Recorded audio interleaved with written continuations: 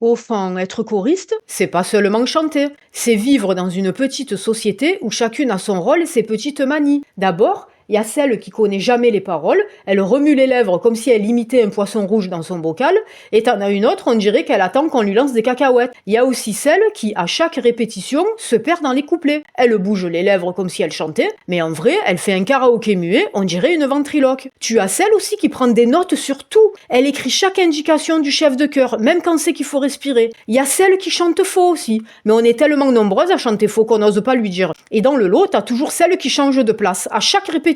Un coup à gauche, un coup à droite. Et parfois aussi, il y a celle qui est grande et qui veut être devant. Résultat, les petites derrière, elles râlent parce qu'elles voient plus le chef de chœur. Et puis il y a celle aussi qui a toujours froid quand l'autre elle a toujours chaud. Une qui ouvre toutes les fenêtres et qui s'évente avec son cahier de répétition comme si elle était à la plage. Pendant que l'autre, elle râle persuadée qu'on répète dans un igloo. Et puis il y a la mystérieuse, celle qui explique à la collègue sans parler. On est persuadé qu'elle a des pouvoirs magiques. Pour couronner le tout, il y a celle qui, quand elle se perd dans les paroles, elle invente des mots. Moralité, dans une chorale, c'est pas la perfection qui compte, c'est la vie en communauté. On chante, on rit, on s'agace un peu, mais au final, on fait vibrer les cœurs ensemble.